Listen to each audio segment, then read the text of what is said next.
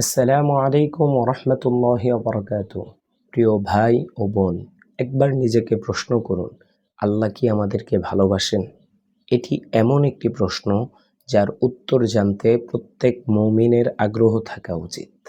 আজ আমরা জানব, আল্লাহ যখন কোনো বান্দাকে ভালোবাসেন তখন তার মধ্যে কি কি লক্ষণ প্রকাশ পায়, কি কি আলামত প্রকাশ পায়। প্রথম লক্ষণ, নামাজের প্রতি ভালোবাসা। যদি দেখেন আজান শুনলে আপনার মন মসজিদ বা নামাজের দিকে টানে, তাহলে এটি আল্লাহর বিশেষ নেয়ামত। দ্বিতীয় লক্ষণ, গুনাহ করার পর অনুতপ্ত হওয়া। যে ব্যক্তি গুনাহ করার পর কষ্ট পায় এবং অনুতপ্ত হয়ে আল্লাহর কাছে ক্ষমা চায়, এটি ঈমানের আলামত।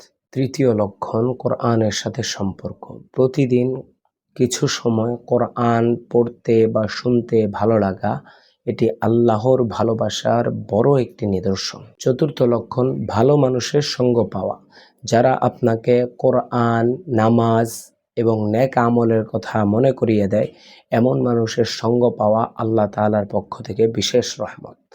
পঞ্চম লক্ষণ, দুনিয়ার চেয়ে আখিরাতের চিন্তা বেশি হওয়া।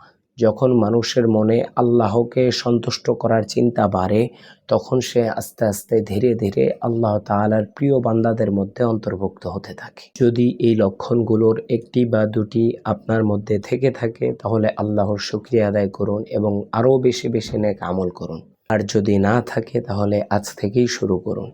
হয়তো এই ছোট্ট পরিবর্তনই আপনার জীবন বদলে দিবে। আল্লাহ তাআলা আমাদের সকলকে তার প্রিয় বান্দাদের অন্তর্ভুক্ত করুন। আমিন। আসসালামু আলাইকুম।